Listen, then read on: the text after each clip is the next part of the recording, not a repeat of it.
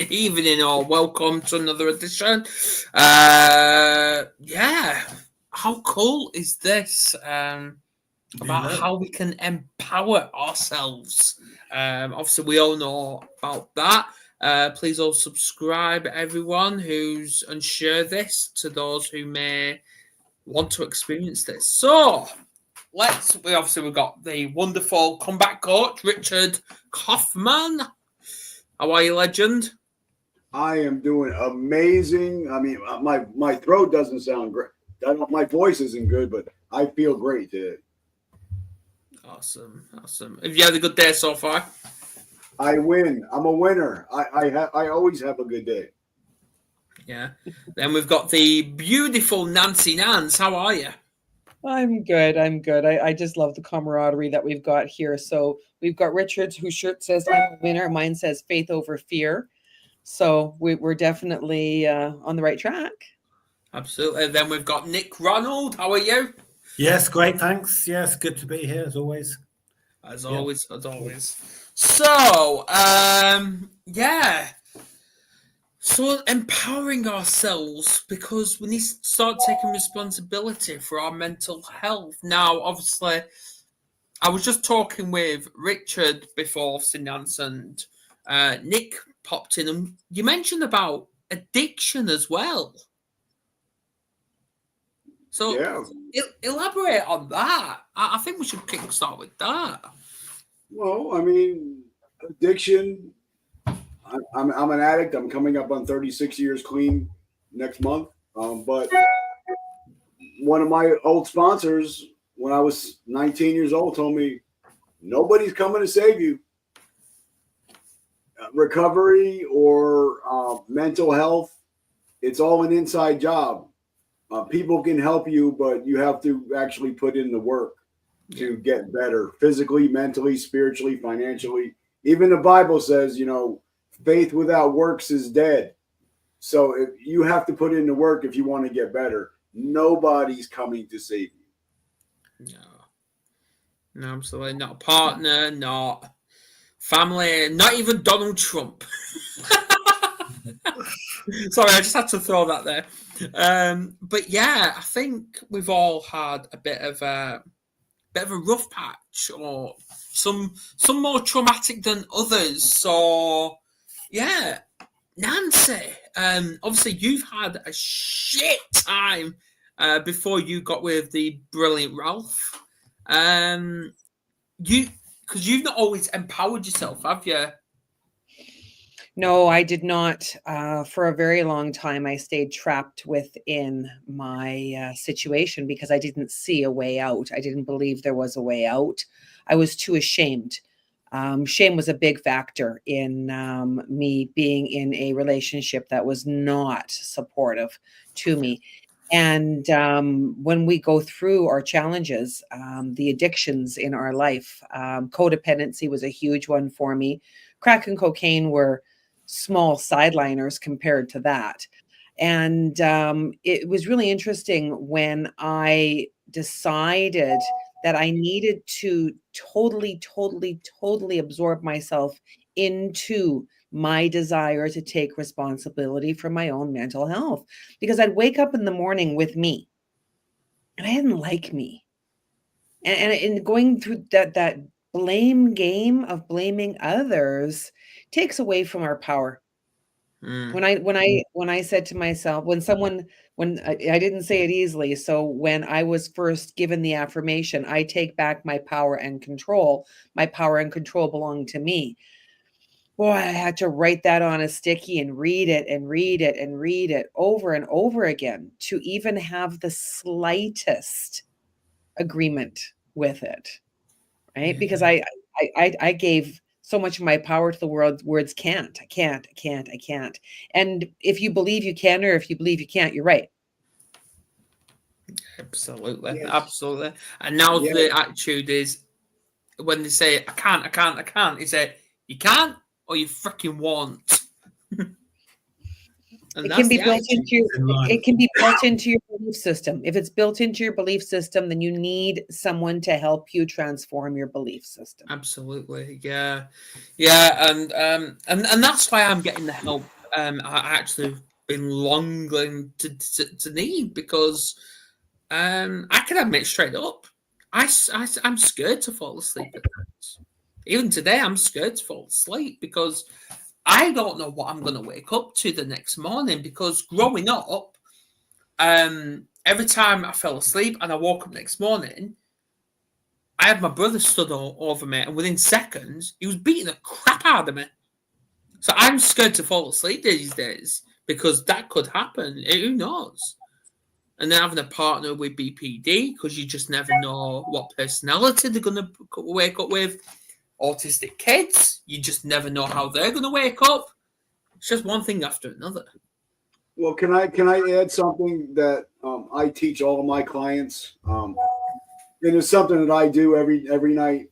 Before I go to bed at night, I wrap my arms around my wife. I pray for her happiness. I pray for her health. And then I pick out 3 things that happened during my day that I'm grateful for. And this episode is going to be one of them. And then I just give thanks for being alive. And then when I wake up in the morning and I open my eyes, if I could see something, because I'm 60% blind, if I could see something, I'd say, Lord, thank you. I don't know what's going to happen today, but I accept all the good and the bad. But today is going to be a freaking awesome day. So before my feet hit the floor, I'm already in gratitude and I'm already winning. So I think what you do before you go to bed at night and what you do when you first wake up in the morning, that's what's going to make your day. And I think me and Nance talked about that on our podcast episodes. Mm-hmm. Yeah, and at the end of the day, also celebrating your successes. Depending upon your range of motion, there's some days where I can reach up and tap myself on the back. There's other days where I'm like, well, we'll do it this way instead, right? Celebrating successes, even though I struggled with challenges and obstacles, where did I succeed? Yeah. Because what we focus on is where attention goes, energy grows, right? It's about attention, because worrying does not change the outcome. It affects the adrenal system. It affects the anxiety levels. Worrying, I mean, ask yourself the question, is it true? Right? When you were talking about your brother, is it true he will be there? How does that thought make you feel? Are you sure it's true? Are you absolutely sure it's true? Right? Got to question those thoughts. I mean, I identify what Richard said. I mean, how you go to bed is how you're going to wake up, and how you start the day is how you're going to end the day. It's sort of like a cycle of thinking. But I think they said the golden hour, isn't it? That first, when you wake, how we wake up, that first hour, your mindset, the rituals you go through, that's the first hour of a 12-hour, whatever, 15-hour, how long your day is. But that's a start of potentially a long day. And that how you start that day in that first hour, can affect the rest of the whole day and how you sort of approach it. So, and I think it's right. It's not just how it's how you go to bed. Said, you wake up and it's that knock on. So, yeah. It sounds like like Nance said, even Dale Carnegie said, your obsessions become your possessions. So whatever you think about, you become. So. Yeah. And it's a trauma response, and it's normal to have trauma responses. Mm-hmm. Every one of us has been through traumatic episodes. Every viewer has been through a traumatic episode or 2 or 3 or 4. And it's about recognizing, is this a trauma response from something that's in the past, or is something that's happening now, cueing that trauma response that has yet been healed. I know I used to struggle a lot more than I do now in regards to the midnight phone calls, because if the phone rang late at night, in my past life, before Ralph, as you called it, there was a lot of phone calls that were just really heavy, heavy. People, a person unloading on me their life, which wasn't mine. It wasn't my trauma, but they were unloading on me. And then as a daughter of an elder mother, if the phone rings now, oh no, what's wrong, right? Like I catch myself going to, oh no, what's wrong? And then I remember that there are people in the care facility who can take care of her. I've got a good support team in the event that something does happen. And I mean, I got to reach out to my support team even when I'm just beginning to go down the rabbit hole, because I go down fast and hard when I don't tell people. Yeah. Yeah.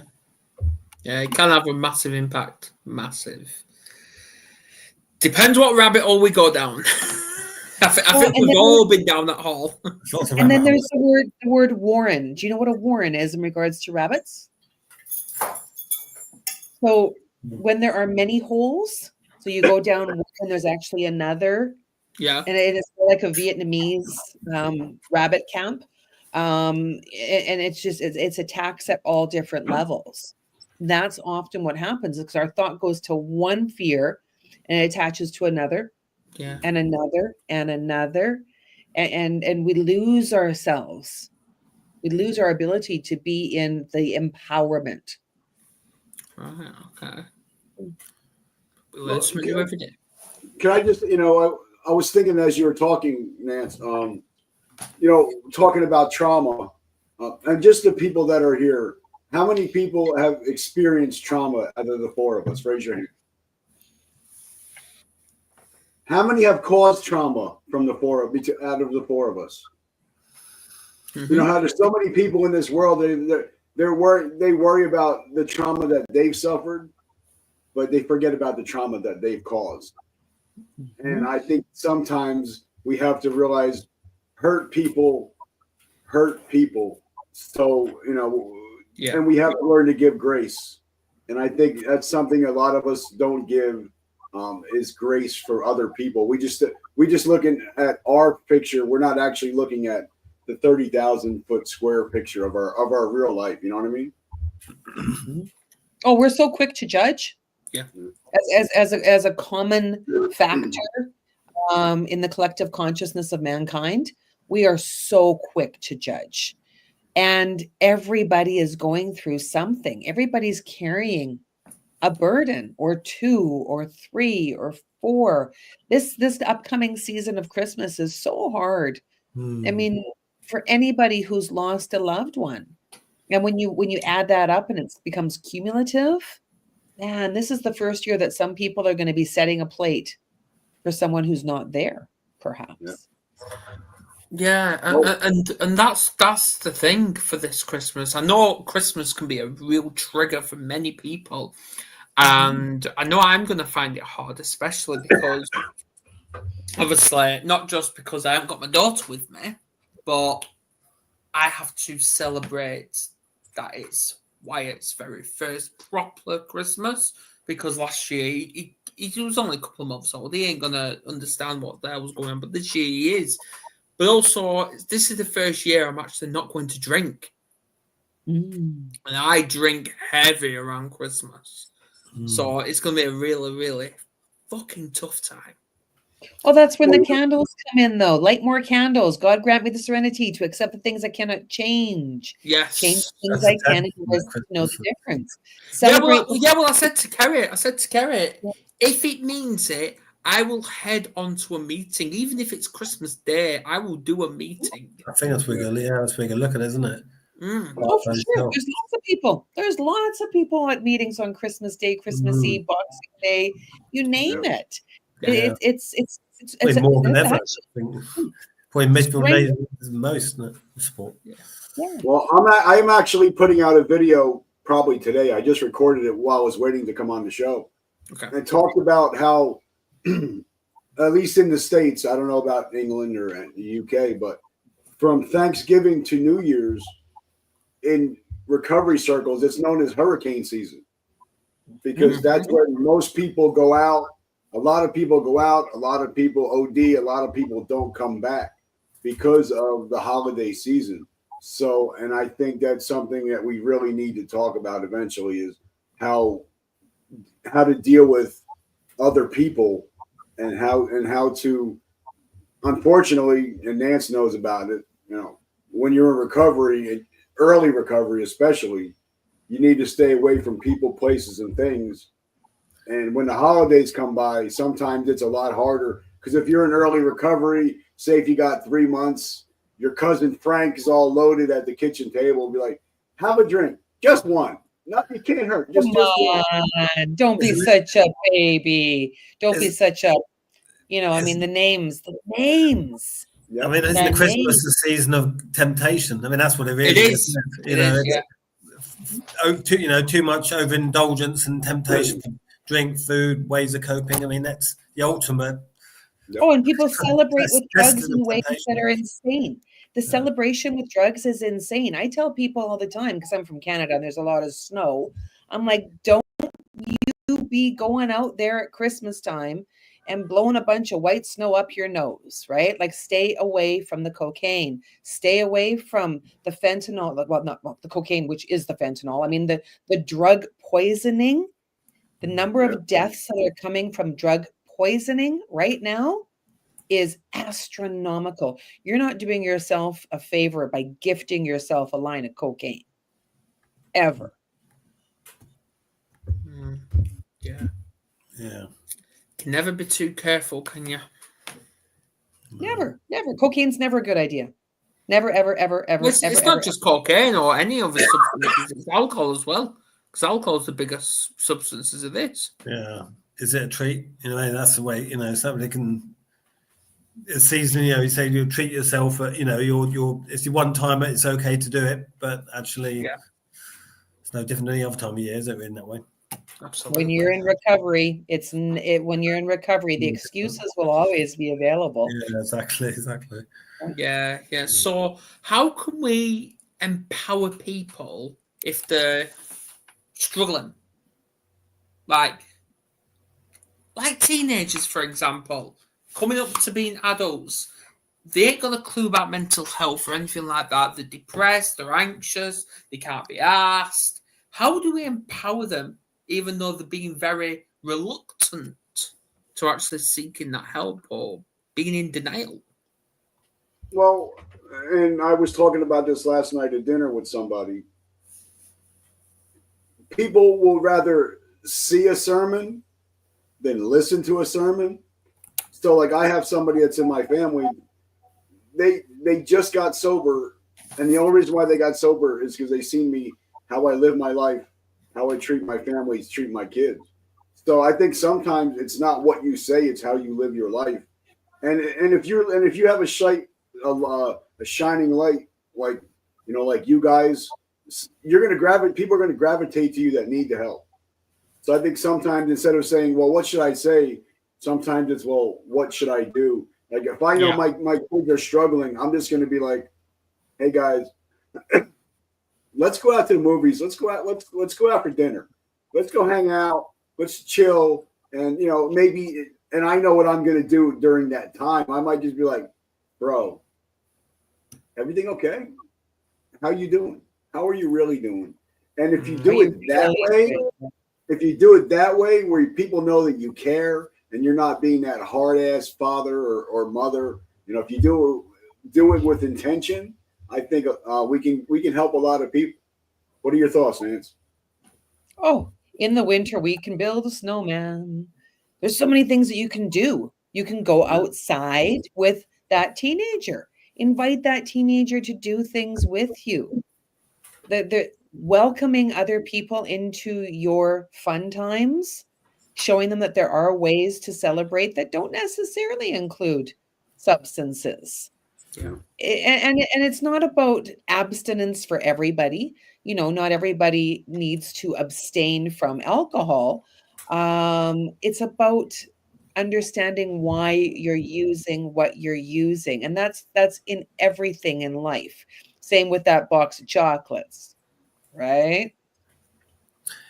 I mean, I think every generation thinks the generation above will understand, and they're going through unique challenges and stresses that that no other generation been through. But every generation says that, and I think there needs to be that sort of connect that actually our generation above us, generation below us, it's the same challenges, same stresses, and the same ways we look for coping. It's where everything, alcoholism and drug misuse in the 50s, 60s, 70s, 80s, 90s, 2000, there will be, and it's for the same causes, and I think it's kind of breaking down that barrier to see where actually we're all, collectively need to support each other. It's not about, I think sometimes. Well, it's more about, I'm not going to say snap out of it, because that's wrong phrase. I'd say responding in a different way rather than just constantly. But I'm guilty of it. I bet you three are guilty of doing the blame game. The blame game. We blamed everyone for taking substances, to blaming everyone for domestic violence, stuff like that. But we're the ones that have that response now.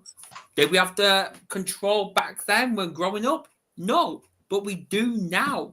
So we need to take that responsibility and say, enough is enough. Close that chapter, close that book, throw it away. Let's start our own lives. Yeah, I think we can never take control as long as we blame someone else, because that's shifting. Or blame ourselves. Yeah, we can't. I did the best I could at the time with the tools and resources that I had. Yesterday is history. It's history. Today is a present. Tomorrow, oh my goodness, I'm losing it. Yesterday is history. Tomorrow is a mystery. Today is a blessing. It's called a present. And it's so very, very, very true, because I caught myself yesterday. I was with my mom and we were getting some customizations to her wheelchair so that she can sit up straight. As her body is continuing to decline, that wheelchair is her vehicle. And she needs a tray on the left side of her wheelchair to hold her afflicted arm, her paralyzed arm. And because her arm has been paralyzed for 45 years. 45 years. Wow, that blows my mind. 45 years. Her fingers, because they've been lying limp, they've changed their shape. And when one of the occupational health specialists said deformed, I immediately, the word just crippled me in my heart and my thought. Oh my God. And it took me a while to unravel what it was about that word. Once I stayed in the fugly feelings, I had to stay in the feelings. I had to process the feelings. What kind of a daughter would allow that to happen? Why didn't I do something sooner? Because I didn't know. So acceptance for the way things are, doing the best you can, and more each day. That 1% every day, 1% change, it accumulates. I think one of the worst words you can say is I should have, looking back, because in the moment, I think in most 90% of the time, in the moment we do what we think is the best thing to do as humans. I think generally, we always think we do think the best at that time in a moment, and it's not always the right thing to do, but in the moment, I think we always do what we think is best. And looking back, hindsight is a wonderful thing. I know what expression is about hindsight, but 2020. Yeah, hindsight is 2020. Rather ironic, don't you think? There's irony in 2020 now, man. I'll tell you that. All you have to do is think of the year and how much it impacted us, right? Yeah. We didn't know in 2020 how much changes in the world would impact us. Exactly. Yeah. Well, we've all got our own different traumas anyway, and obviously some people have had it worse than that. Like you, Nick, as well. You've had it rough. You've had it rough. So how do you empower yourselves every single day to say, I've had a shit time, how do I move forward like this? Well, Yeah, I mean, I think, I don't know. It's a tricky thing, the whole sort of addict thing. I mean, but certainly I've taken my fair of share of drugs over years, a long time. I don't know if I ever got to the point where thankfully I need, I felt I was addicted. I needed support, but certainly for me a lifestyle thing, for a long time. And I think the easiest thing, certainly in London, you could phone someone up in half an hour, you could get something delivered to your door, relatively cheap, and I think it's frightening easy. So I think, the way of, the temptation is always there, is that easy way out, that easy way of coping with life stressful, the easiest way to escape, 20-minute phone call, 20, half an hour. And I think that's, it doesn't mean I'm, I think that's an addict for doing that in the past, but definitely, that's a worrying thing. I think there's a bigger problem in certain London. It's so easy to choose that option to escape. I mean, I think for me, it's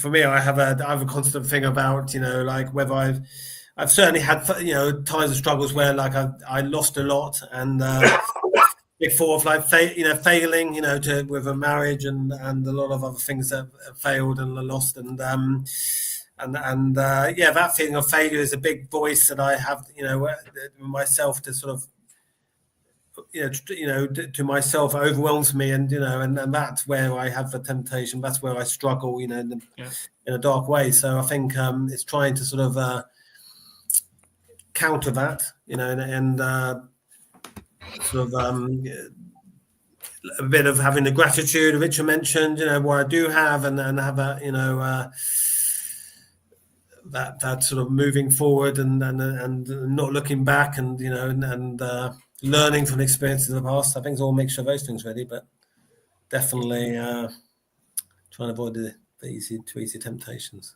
that we all have. Well, I think if, like, I pick every year, I pick 2 or 3 words for my year, and last year was intention, attention, and retention, and this year it's intention, attention, and so I think if you live intentionally, that most 90% of your problems will be solved if you just live intentionally. Like I was talking to somebody last night, like the 4 of us are hanging out, but if I'm hanging out with 5 guys that are going to the titty bar, going to the pub, going to get divorced, I'm going to be number 6. But if I'm hanging out with people that are going somewhere in life, have great relationships, great relationship with their kids, a thriving business, I'm going to be number 6. So I think if you live your life intentionally, like I'm with you guys now, I'm not thinking what I got to do 5 minutes, an hour, 2 hours. I'm with you guys. And I think if you live in the moment and you're doing the next right thing, you know where you're going to be 5 years from now, because you're doing the next right thing. You can't worry about, well, am I going to be sober? I tell everybody that I sponsor, you can get fucked up any day you want, just not today. And I think if we start living it intentionally and living in the moment and living purposefully, I think 90 to 99% of our problems will be solved. What are your guys' thoughts on intention? I like the living the moment thing point, as in, we can't change the past, and also we don't know, like you said, the temptation is always there. We don't know what will happen tomorrow or the next day, but if we live every day with that right intention, it's living in the moment with, you know, I don't, you know, I like to think I always have a good intention, and I live with authentic honesty and intention. But I can't say with all, you know, all honesty what I will be, you know, think and act in a week's time. With the best intention, I'll be, you know, the same I am today. But I think, you know, in the moment today, I can say with honest truth that, you know, my intention is you know, and I think that's the thing. It's that coupling that on, you know, that you know, that you put the intention with authenticity in the moment. So that's what I think resonates with me.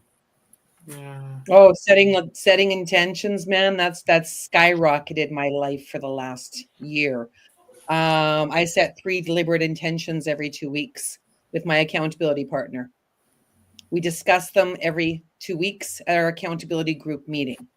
I mean, when I set intentions, I set intentions that are challenging and yet attainable. It's a weekly goal setting. If you're going to set a goal for the year and you're going to do the whole New Year's resolution thing, oh, honey, go ahead. Call me in February. Let me know how it's going. Because we do that. We do that. And it's not a one and done. Intentions are something that you set regularly, and you have someone check in on you. Because if you think you can do it all on your own, oh, no, you can't. It takes a tribe. Who's your tribe? Who's your team? Like Richard was saying. Who are you calling? On a Friday? Are you celebrating your week? Are you looking forward to the next week? And how are you celebrating? What are you doing? That's interesting. Accountability partner. I mean, how important? Because I know in AA that you have someone you have regular contact with to sort of check on your progress and have accountability. And I think, you know, often I know myself having someone. I have a few accountability people. You know, I have someone. You know, I have a friend who checks in on me. You know, how I am mentally, and I have a business accountability. I have a few, but is that something you think, you know, is important? You know, we should all have someone, you know, someone to hold us. You know, well, it's good to have friends. It's good to have support. It's good to have kindness. You really need a structured program to amp up and be the person that you want to be. How many years do you think you got left? Really? I think there's a big misnomer about how much time we've got left on this world, because it can be gone in a heartbeat. So, I mean, mental health, physical health, spiritual health, financial health, all of it. What are you doing? Well, you know, I think it also, you know, when you said intentions, it has to be trackable. You know, it has to be like, okay, I'm going to eat 200 less calories a day. So if you're not, you know, by the end of the week, if the scale didn't move, then you got to figure out, well, why didn't the scale move? And what do I got to do to get the scale to move? But if you don't have trackability, like with AA, they tell you to count your days. I think I just counted mine. I'm like 13,130 days or something stupid. But for me, it's kind of like, well, that's trackable. If you have an intention, but it's not trackable, and somebody doesn't know, like you were talking about, brother, you know, my friends, they have a bullshit meter. And I don't have those guys that are just going to be yes men. They're going to be like, and I hate to curse, but I get a lot of guys, if I'm messing up, they're going to be like, bro, you're fucking up.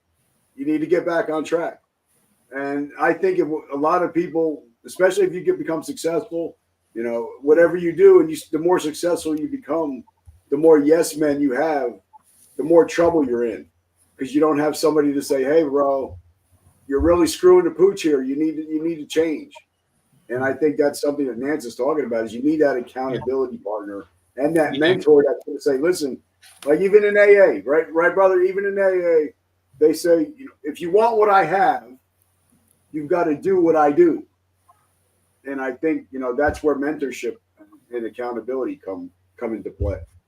Absolutely. Oh, definitely. Yeah. Definitely. Because if you're going to have people that are going to be, oh, that's okay, Adam, at least you tried. Aw. right? That's been sarcasm. No, but that's not going to get you anywhere if you No. keep failing, right? If you're failing, then you need someone that's going to move you forward. I mean, Yeah. if you want to be the best at whatever game it is that you're playing, because we're all playing games, that's what life is. Life is a game. And if you want to win the game of life, then you've got to put some skin in the game. You do. You've got to. Otherwise, you're going to keep on recycling the same story for years and years. And I did it. That's how I know. It wasn't until I put some serious skin in the game. And for me, there's been many reasons when that happens. Sometimes it's a physical. I mean, when you're in physical pain and you don't want to live like that anymore, then you've got to look at ways to create wellness within your body. And that's what Alcoholics Anonymous is all about, because it's not just about staying sober, staying clean, or even stopping. It changes your entire life. And your misconception of when it comes to trauma, it works on trauma as well. And it has with me. Sure. Yeah. But anyway, carry on, because I need to go and get laptop chargers, so carry on a minute.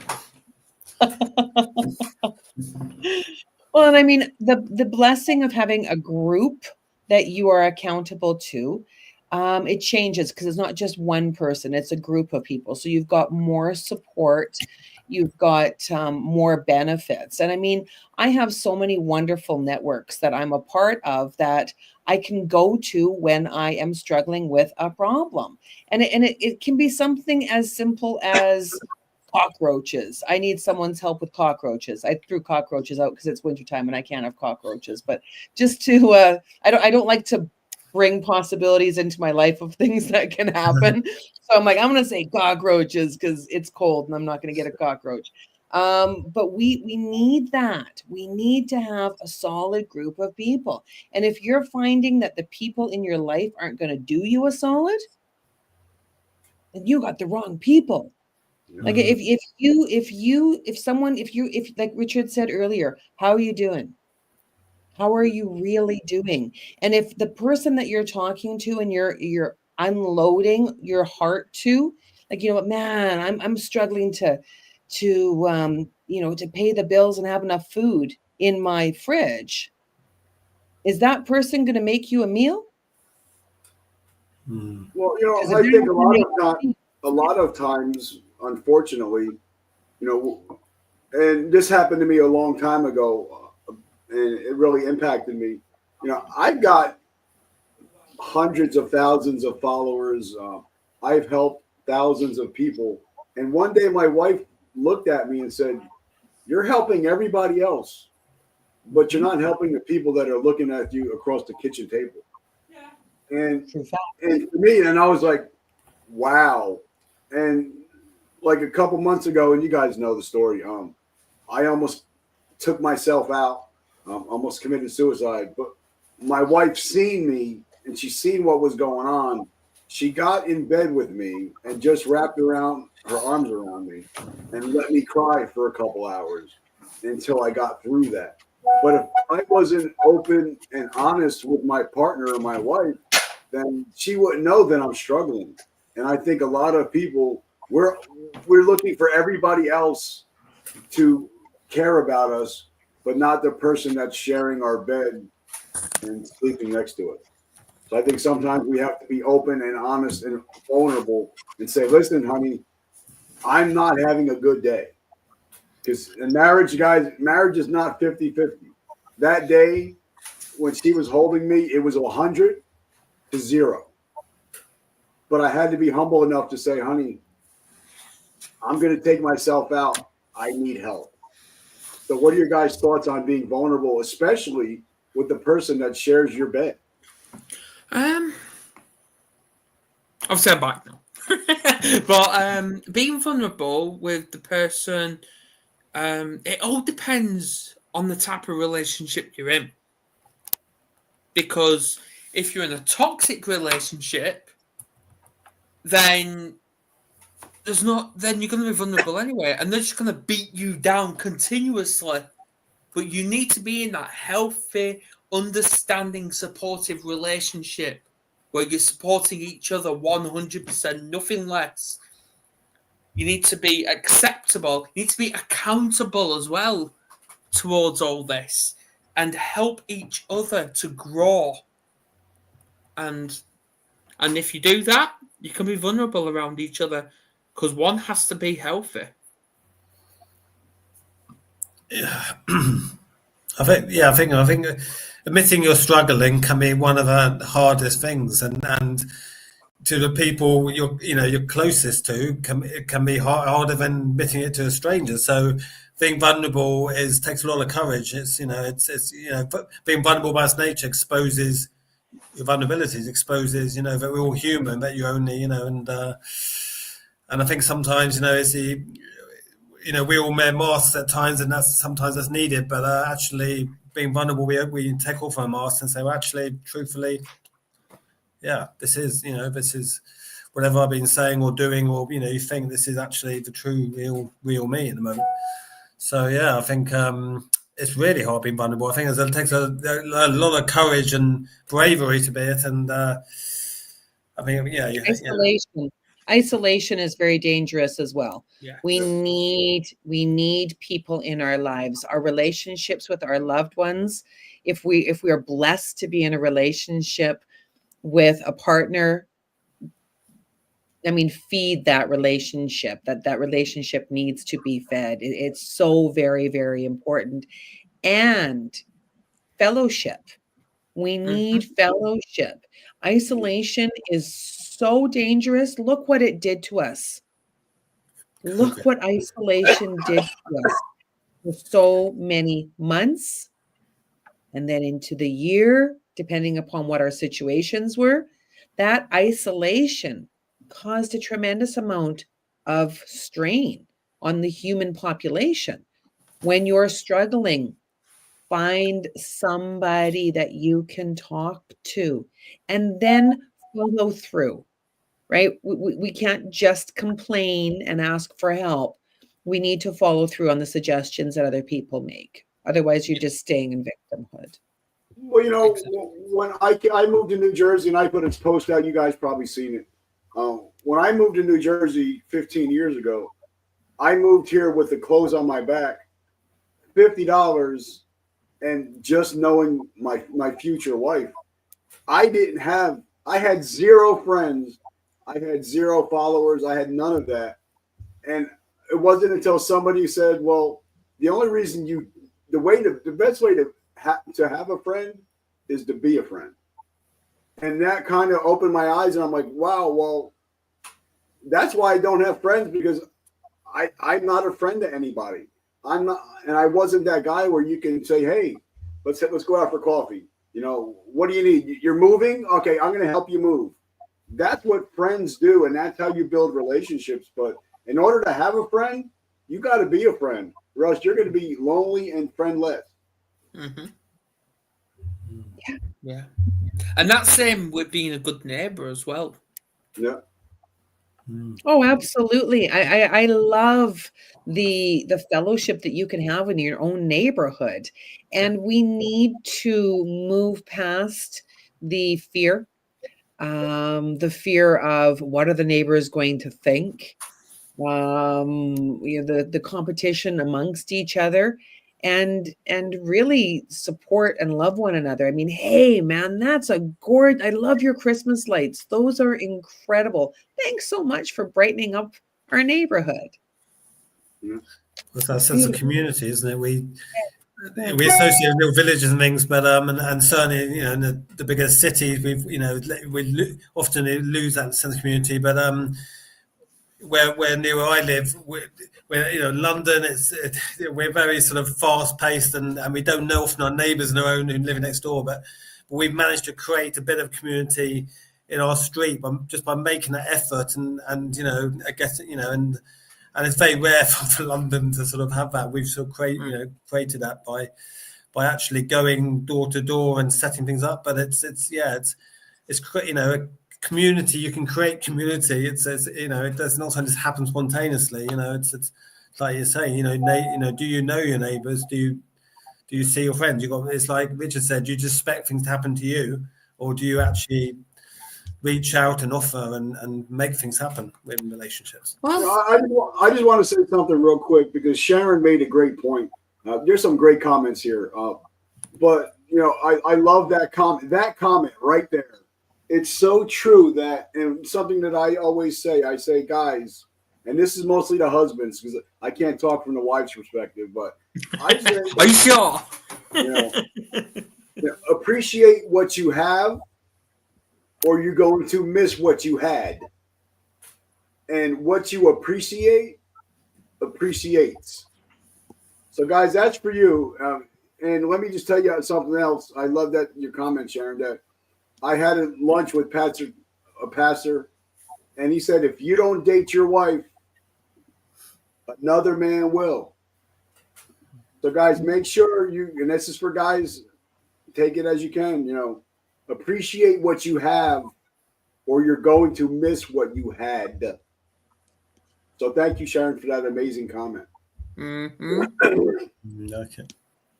Yeah, absolutely. Absolutely. I don't know where to go from this because I think we've empowered people to open up a little bit, which I think is fantastic. So, yeah. Yeah, what do we do? Where do we go from here, guys and ladies? Well, we can share what's up next week. What's going on next week? Yes, we have got, let me just check. We've got, hopefully we've got Richard. Nancy, you're on next week, apparently. Yeah, Nick, you're back. Ashley's back. So the tribe's back, and we're talking about the life of depression. So that's same time next week. Start of December. Wow, where's the year gone? Yeah, no, it's countdown, isn't it? It's last year, like you said. Yes. No, it's something I want to hit on when we. I'm going to try to. I think I should definitely make it next week because I'm not going to be. You should. Okay. But something I want to hit on next week is that depression and anxiety, or depression and gratitude cannot occupy the same space.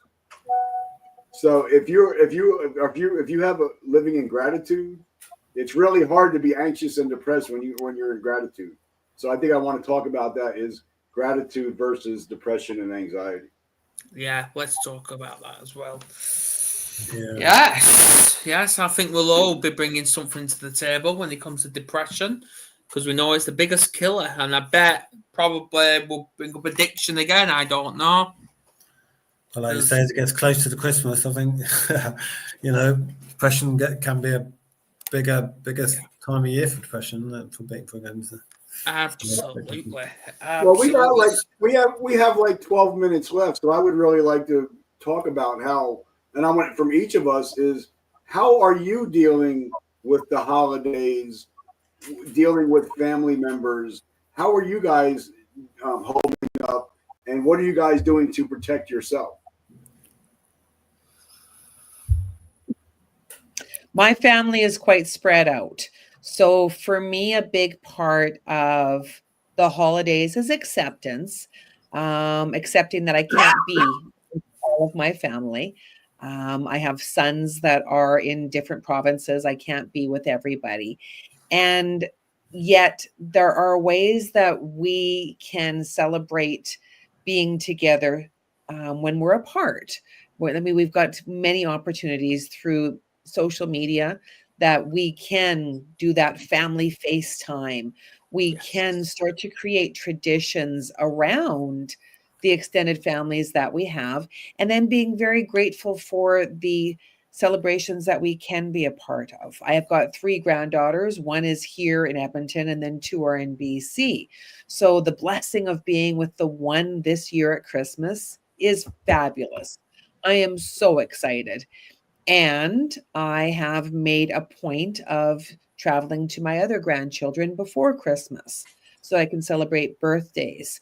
So it's about acceptance a lot of where you are and finding a way to create rituals so that you can celebrate. Making new memories every year is a blessing.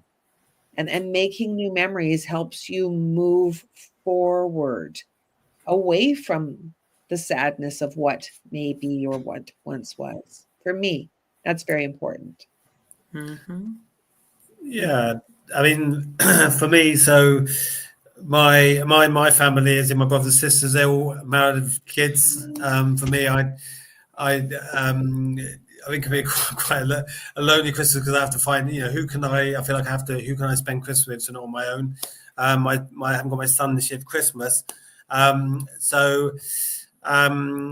will be staying with family, but I think, I'm aware. It's easy for me to be aware that actually I don't have my own family in that sense with me.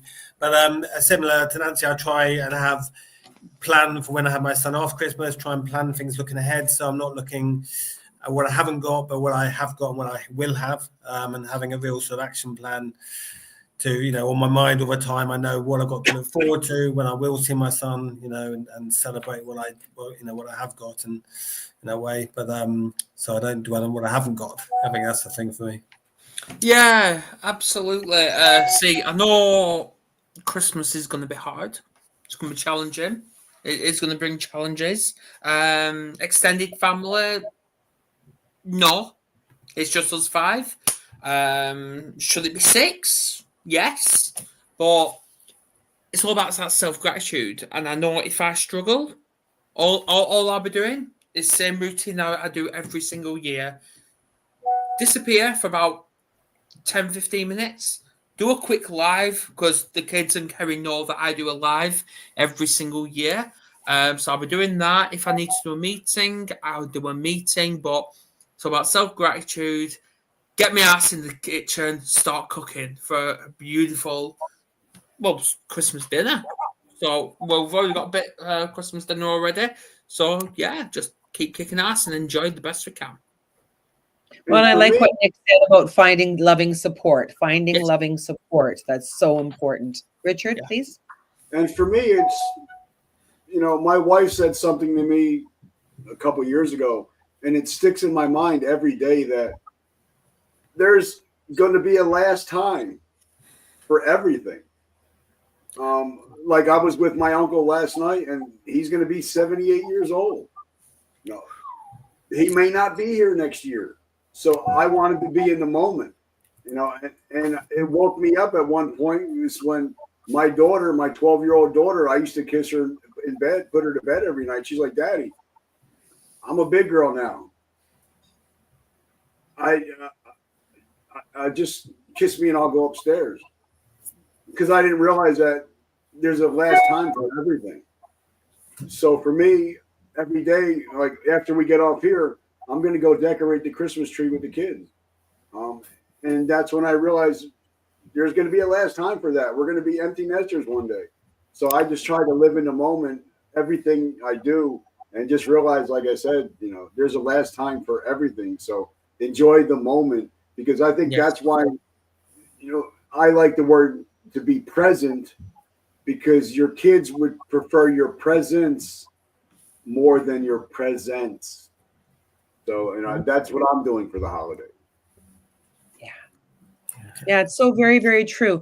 And forward thinking, focusing on what it is that we have, the gratitude, focusing on the way that we want our Christmas to be. Because if we focus on all of the things that aren't right, we feed that state of mind that can become very depressed. I mean, it can be. I could sit here and imagine and talk about, and I mean, I will not spend any Christmases ever talking about how many years I've been without my daughter. I will not do that. I will not count the years that it's been without my daughter. I will not focus on that part of my life, because that negates all of the amazing that I do have. Will there be a moment when I think about her? Possibly. Yeah. Possibly. There's moments I think about her during the entire Christmas season. I mean, Emily Joy, you see joy everywhere. the word joy, joy, joy, joy, joy. And there were years that was gut-wrenching and difficult. And now I can be the voice for the other side of that. So if you're struggling, watch people that have overcome, that moved in the direction of health and wellness. Focus on that. Find a lighthouse and focus on it. Find a person that gives you light and focus on that. Absolutely. Absolutely. And on that note, we will end it and always focus on what you do have, not what you could have. Because as we've all said, yesterday's a lesson, today's the present, gift of self-gratitude. That tomorrow isn't guaranteed. It's a mystery. Knows. Yeah, it's a mystery. It's a surprise bag of toys. Exactly. Nobody knows who's going to wake up tomorrow. Nobody. So may not. True. That's all. No. So when you wake up your eyes and you open those big, beautiful eyes, say thank you. Yep, it's a day of opportunity. Yep. I win. So, and you win. So on that note, we will end it. We will see you same time next week. We've got the crew back together. Ashley, after she's been Skyping once again. Life of Depression. We will see you then. Bye, guys. Have a great week. Take it easy. Bye. Cheers.